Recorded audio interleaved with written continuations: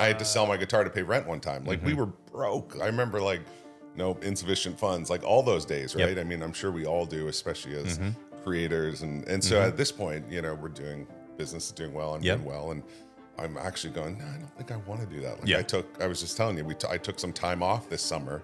My wife is like, when are you working again? Because she's so annoyed with me. She's like, but I was able to just be like, hey guys, I'm just going to take some time off and enjoy the summer and enjoy, being in Dana Point, and we did that. But I had a conversation with a friend about this the other day about legacy. There's like two forms of legacy for me at this point. It's like, okay, there's wealth legacy. It's like, how am I going to make sure my kids are taken care of? They're going to school. What can I leave behind? So there's like, okay, if it's a project going to make me a ton of money, I'll probably do it. Shade isn't a place you hide. It's where you pause, where you think, where real work happens. Quietly, creatively, and authentically. No slides, no filters. Just candid conversation about a story worth telling.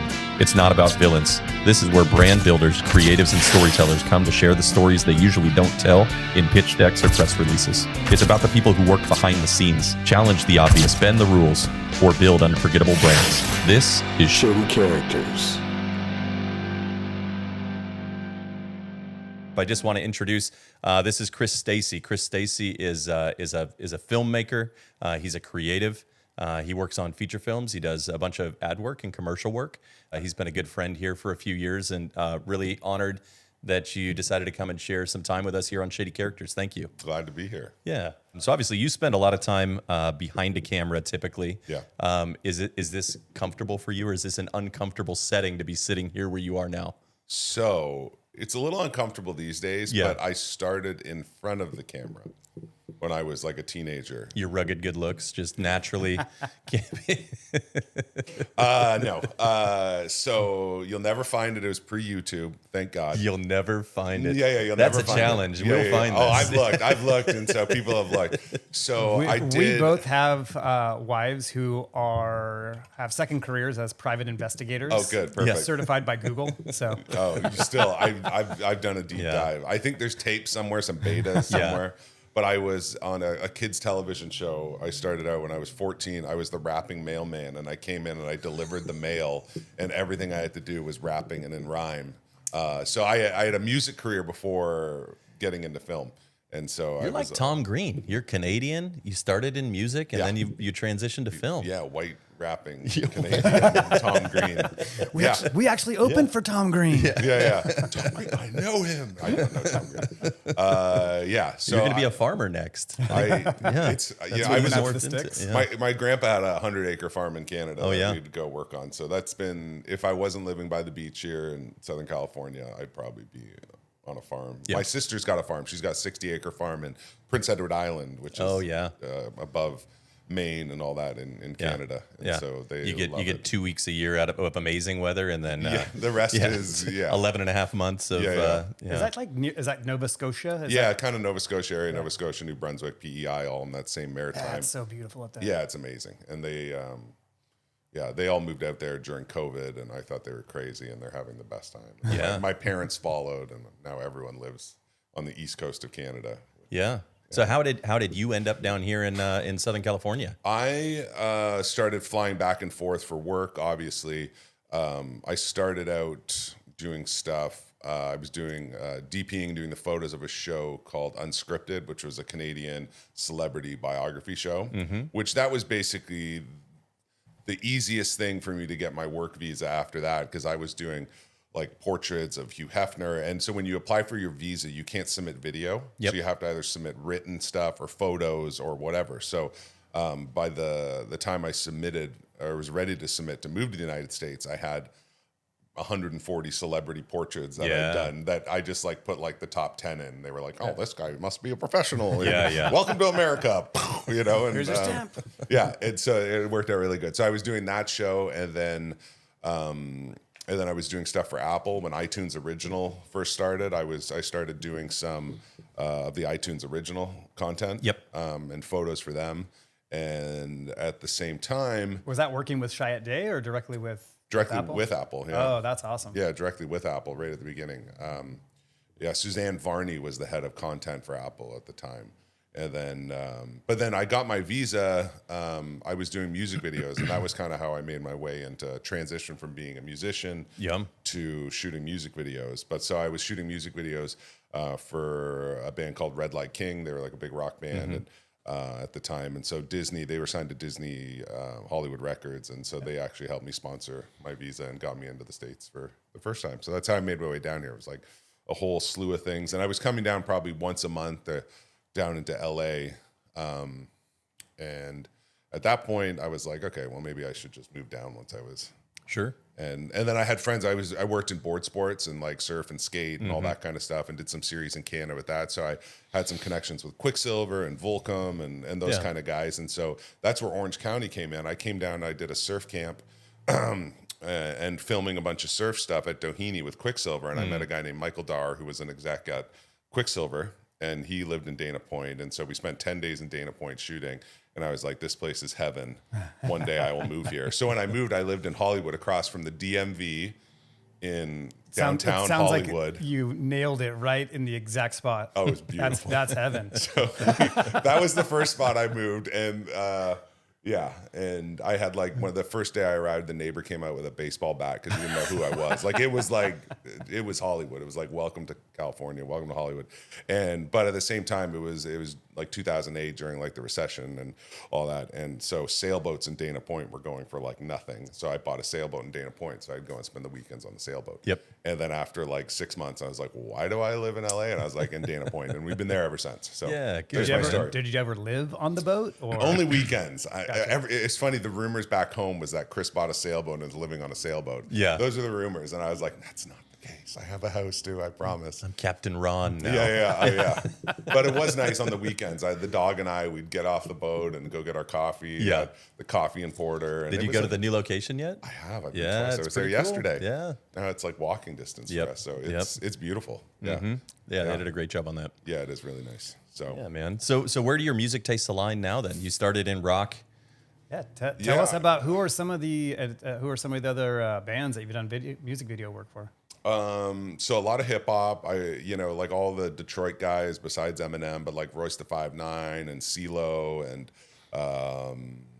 Slum Village, and then in Canada a lot of the big artists like Matt Good and Edwin and I'm Other Earth, and then probably the most viewed stuff I've done is there's a band called then there's Red Light King, which they've had a couple big singles. We did like the very first Avengers movie. I got to do the main song for that and do an Avengers. So they sent me Avengers clips like before the Avengers movie was out. So that was pretty cool. With them, and then a band called Walk Off the Earth. They did like the 5 people, 1 guitar. That was the most viewed video on YouTube. And I did all their videos and kind of came up doing stuff with them and working with them, and then it got to a point where I probably shot 100 music videos or more. And then it got to a point where music videos were just so draining and unprofitable. Sure. I was like, That's where I was going next. I'm not doing it anymore. When you say music video, instantly my mind goes to, all right, these guys don't have any money. Yeah. Is that the reality, or can you actually have a career as like directing and filming music videos? I don't know if you can anymore. I mean, I think back in the day, I came up at the end of like the best time when we were still getting, we still get $50,000, $60,000, $70,000 for a video. The big record labels still existed. You could still giving do it. record deals. And then I just watched it kind of dwindle. But artists are so fickle and annoying most of the time. It's the younger the artist and the newer the artist, the bigger like ego complex that I found they had. And then you work with like the old guys who have like lost 5 record deals, and then they're all, you guys are awesome to work with. They're so humble and thankful, but the young rock stars are so annoying. Anyway.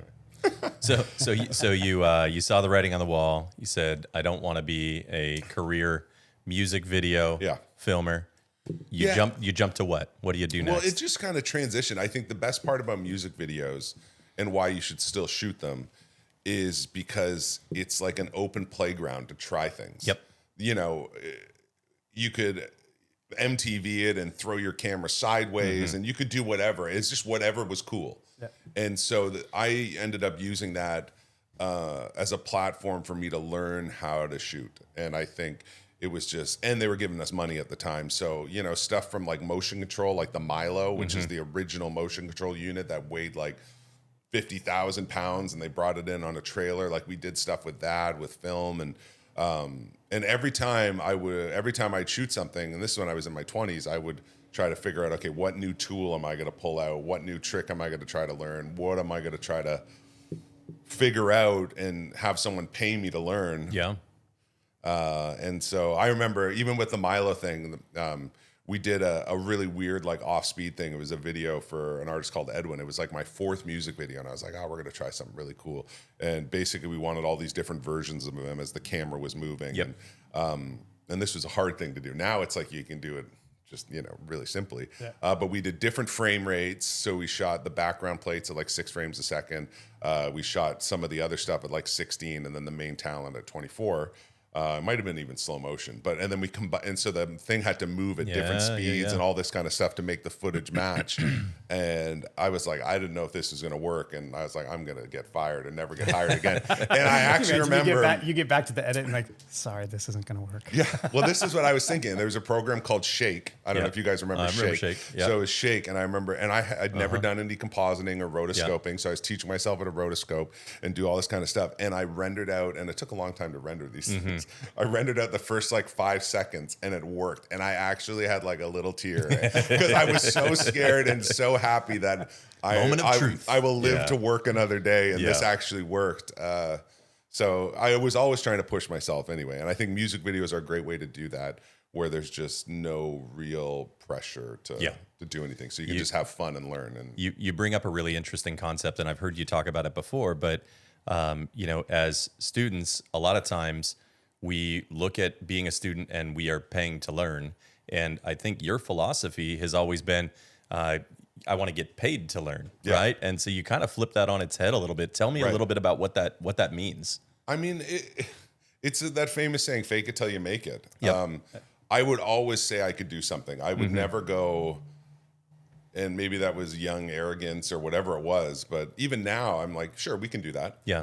I just did some huge live event thing in Vegas, and like, we don't do event stuff, but I'm not going to tell a client that, no, we can't do that. You should find someone else. I'm like, man, give it to me. We'll figure it out. And we have done that before multiple times. Right. And you know what you do? You actually figure it out, and it works. You get paid to learn. That's it. And you get paid to learn. You get paid to figure it out. And so I've always done that. Is like, sure, I can do that. Let's take that on and then use that as a way to learn and grow, whether it's acquiring new gear from that or whether it's acquiring new knowledge. And you can always take that, even if it's not really in your wheelhouse, you can take that and apply it to whatever you're trying to do. And so I've always just said yes. Yeah. It's like the Yes Man movie. Just say yes. But the other part of that, I think, that I respect about you is that you're always looking to learn. You're always looking to evolve. You're always looking to progress, and you're not comfortable being stagnant with where you're at now, right? So finding new ideas and new ways to create is something that you've always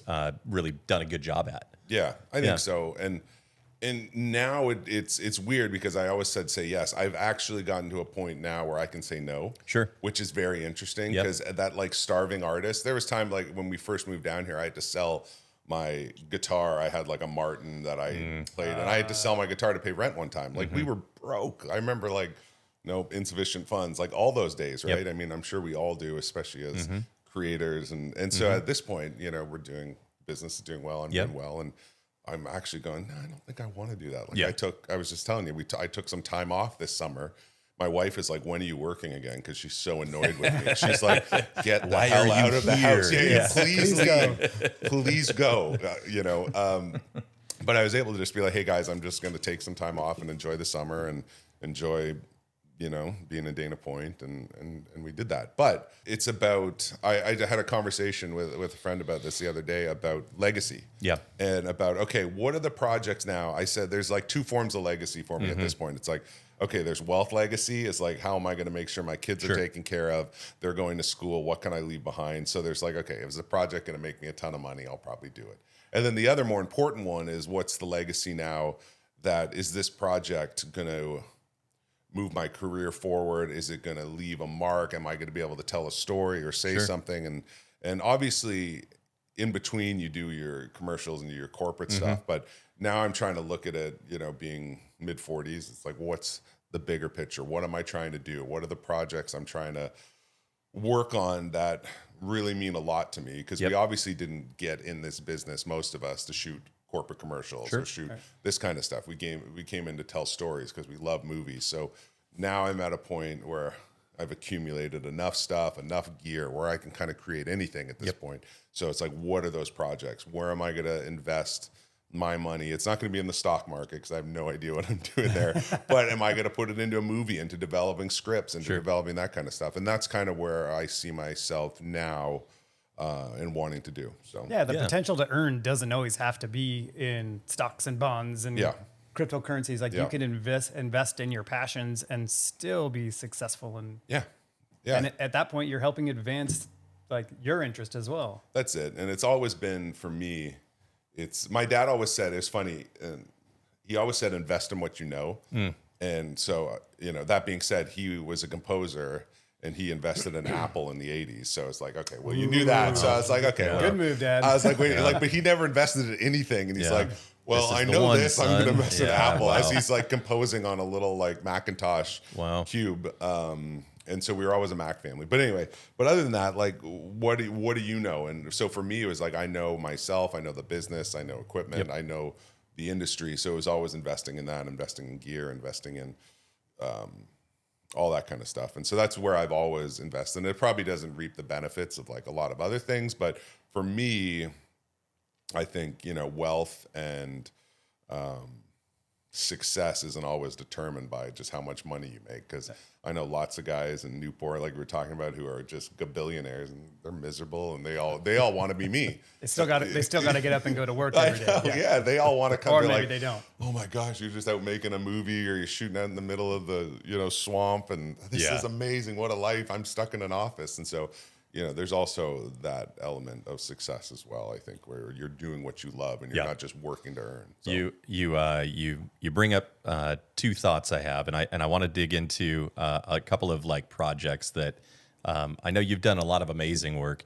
There's a couple that stand out, and I know we kind of alluded to those a little bit earlier, but one that I think is really fun and kind of moved the needle in a unique way was you're the brains and responsible for a kind of a revolutionary real estate video that came out. Before you say what it is, can we just say it is the greatest non-music music video of all time? And I'm so blown away that I found out that it was you today, right when you walked in. I had no idea you were the guy that kind of was every brain behind it, and I'm blown away. So now you can introduce it. Oh, well, it's called Teach Me How to Duffy. Yes. And Teach Me How to Duffy came out about 8 years with your good buddy Tim Smith, right? Realtor, had a beautiful property on the water on the market, and you guys kind of put your brains together to come up with a unique way to sell a very expensive property, and I think you did a phenomenal job. And it's like this culturally shifting video, right? It kind of blurs the lines between something that's so beautiful and cinematic and something that also has a direct purpose, which to a lot of people seems like such a simple idea, which is listing a house and creating a video to list the house. Right. I mean, so the credit I'll give Tim is he always wanted to do films. Yep. And so before he met me, he was trying to do stuff like he'd be up in a helicopter being like, hey, check it out, and doing all this like weird stuff. And I had a couple friends who I had no idea, and I didn't want to have anything to do with real estate. And I had a couple friends, a bunch of surf photographer guys who that day, I don't know, I was dropping off like a camera or something for them, and I was grabbing lunch with a couple buddies, and they're like, we just had a meeting with this guy, Tim Smith, and he was like, no, not a chance, not a chance, but give me a call in a few years. You're just not there yet. Yeah. And they're like, had you done anything with real estate? And I was like, well, I've done a few like commercial, like for like big development stuff, right? So like lifestyle shoots for like residential, like new property building in Toronto and things like that. Yep. So I was like, send them, you can send them my stuff. Sure. And then like maybe 20 minutes later, I got a call and they're like, can you come in? And I was like, yeah, sure. So I like went in with like board shorts and flip flops. I'm like, hey, what's up, guys? And like, I had no idea that Tim was like the #1 real estate agent in Orange County, like doing, half $1 billion He's a year. big name. He actually he represented the buyers that bought my old house in Eastside Costa Mesa. Yeah. Oh, and that was the only run-in I've ever had with him. Right. Yeah. And so he was like, hey, do you want to do some film stuff? And I was like, sure, we'll give it a go. And then I did one like just simple like lifestyle one. And they're like, oh my gosh, it's amazing.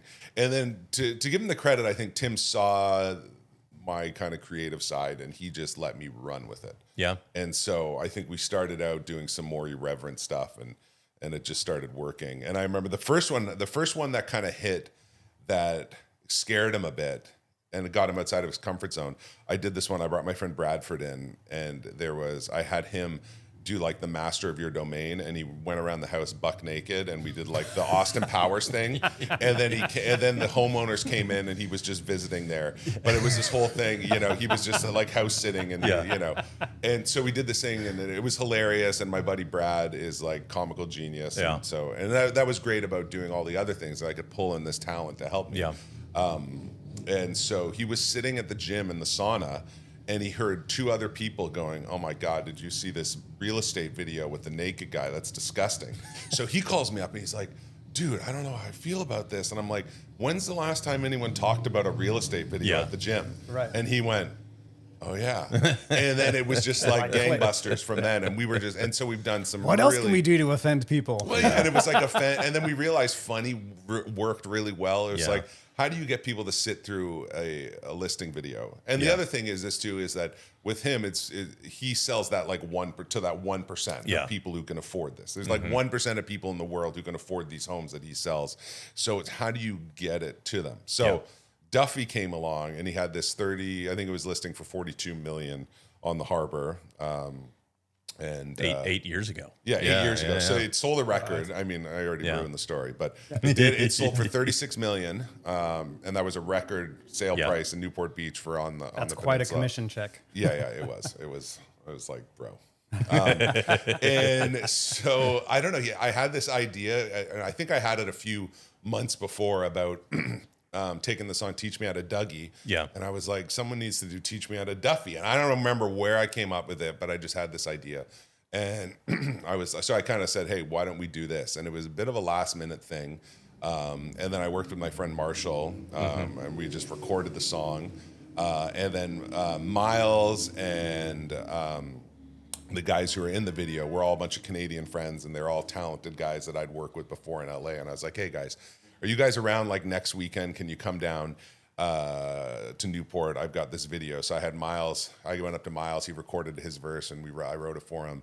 And I got Tim reluctantly to record his verse, but he didn't want to do it at the end. But he did it like at like 11:30 at night. I was like, "Just do a take of it. Just do a take." And he's like, "Okay, one and done, huh?" Yeah. And pure talent, dang. Yeah. And so we decided, to go forward with it. Who wrote? Did you write the lyrics to that, or did you work with the guys that did the song? Okay. Yeah, I wrote the lyrics. And then so you have a comedic background on your own as well, a little bit, I guess. Yeah, right? I mean, had you done copywriting before? Or? Well, yeah. He was the rapping postman. I forgot. So the rapping was an easy thing. Your whole career was based around rapping. I was ready.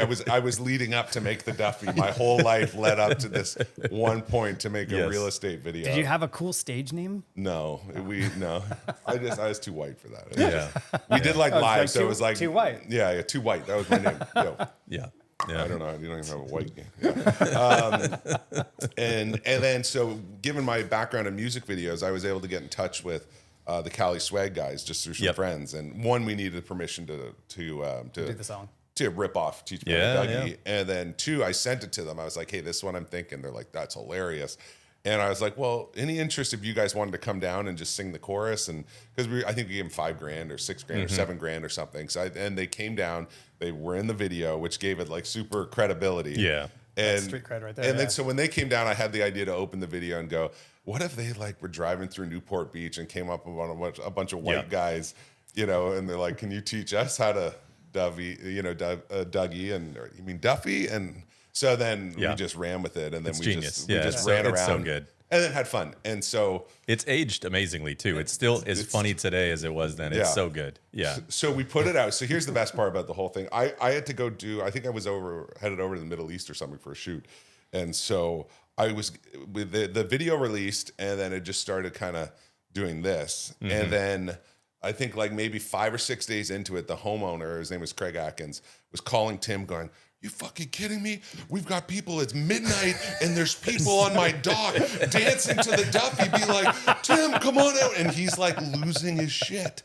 Like, he's like, you got to take it down. And Tim had to talk him off the ledge because it was getting so viral that people were like driving by the house to film their own clips. Yeah, to film their own clips. And then it just had this life of its own. So it ended up being, I'm going to mess up the story, but I think it was like one of the owners of the Miami Dolphins. You got to see my clips from their doc. Oh, you do it? Yeah, exactly.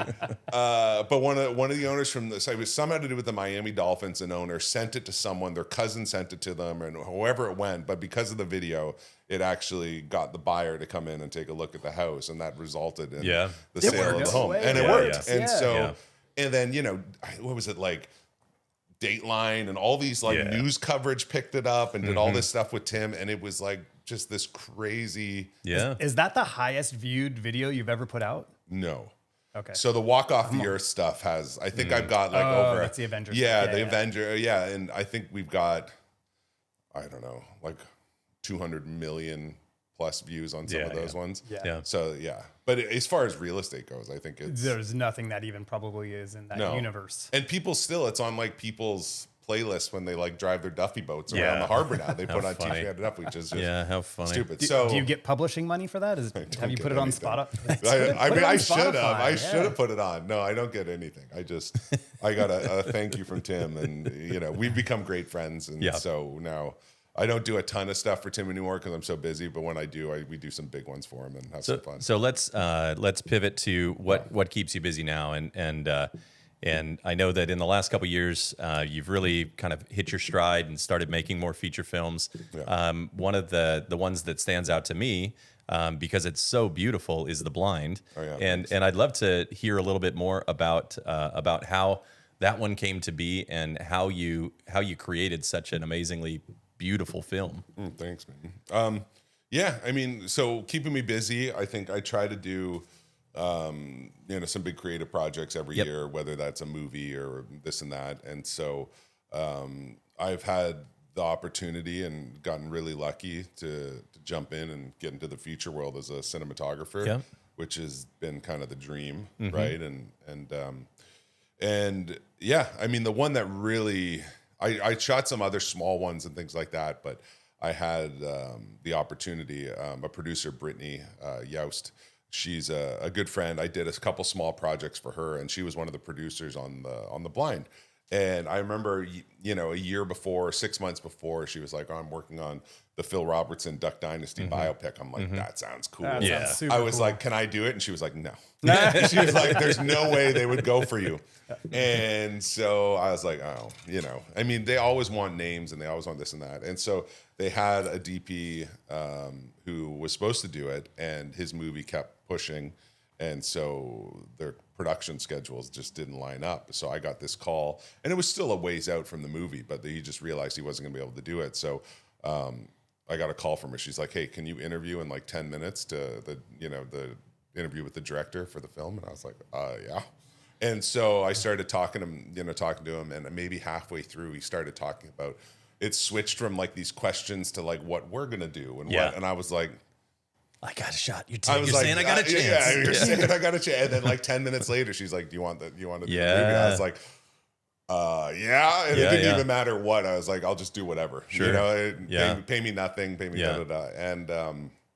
And so then it was off to Shreveport, Louisiana for like 3 months to make the movie. And it was some of the shots in are they bayous that you call? Man, it's incredible. It's so cinematic. Thanks. The great thing about Andrew Hyatt, who was the director, he knows the script. He knows he worked with talent, but he left up, and which I think why it turned out the way he did. He left like the blocking and any of the shooting and those decisions. That that's your department. You figure out how to make it beautiful. What's the shots? What do we need to make this work? And, cool. He'll manage the storyline. Yeah, and so we just went at it, and I really fought for being in real locations. I fought for like, well, what's the most beautiful spot, even if it was crazy difficult to get to.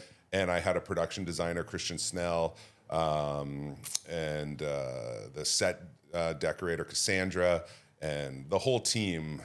everyone was just really passionate about making a beautiful film. Yeah. And so, Well, you guys did a good job. You you accomplished your goal. yeah, and it did. It's a good watch too. Yeah. And I took over. I actually took over the edit. I did the edit on the movie and a few other things, and then and it was colored by Ann Boyle at Company 3 in Vancouver, who was like just phenomenal. So I had an amazing team behind me to do it, and it it was a $7 million movie.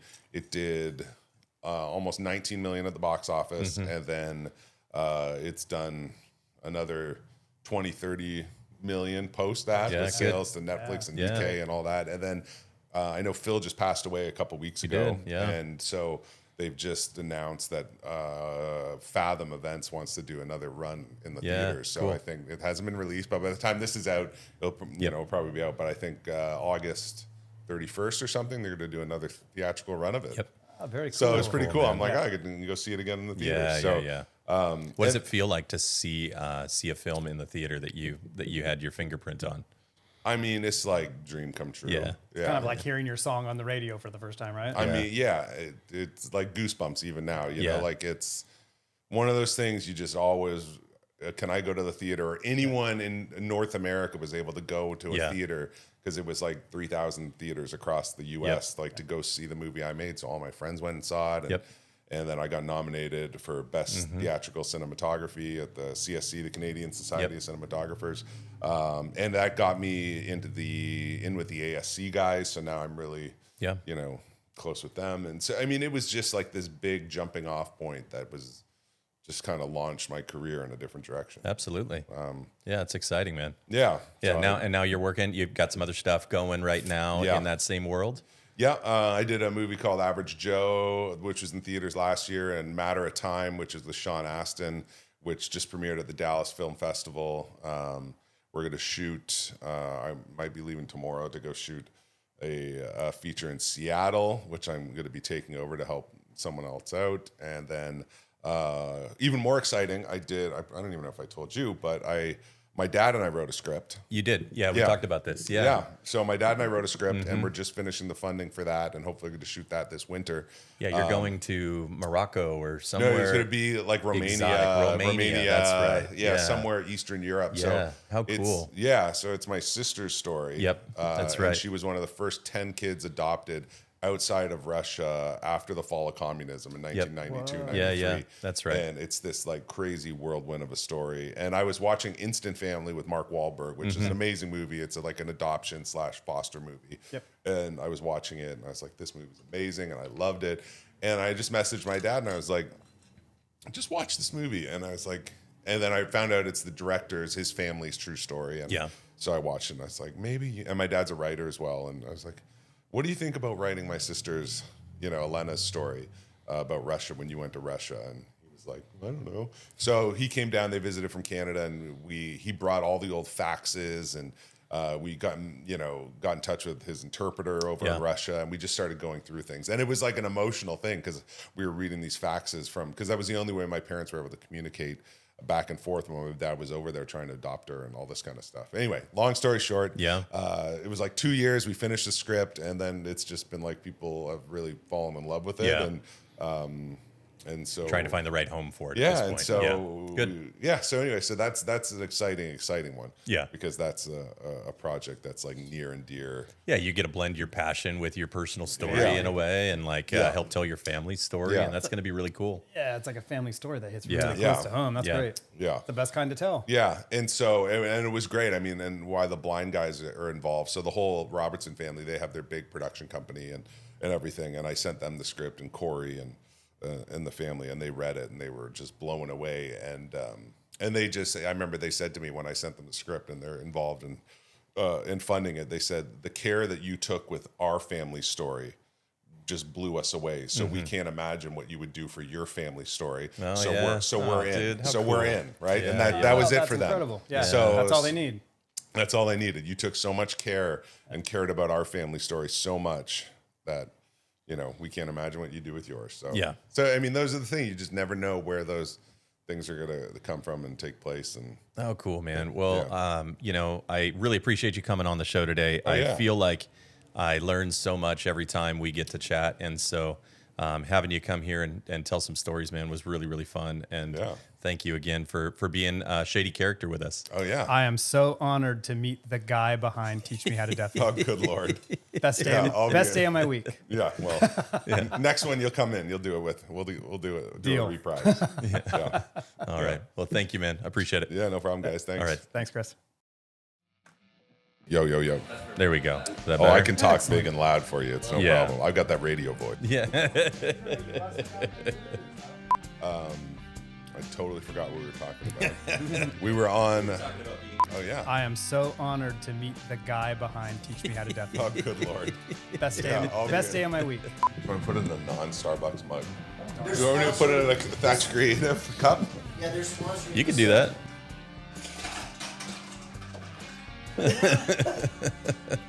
Yeah, with the move and everything, I tried to just chill out and enjoy the summer. Dude, You are Canadian. Yeah. Chill out. Chill out. You decided to come and share some time with us here on Shady Characters. Thank you. I didn't even know we were starting. Yeah, We're we're just going to roll talking. into it, man. I love it. Cool. The cameras have been rolling.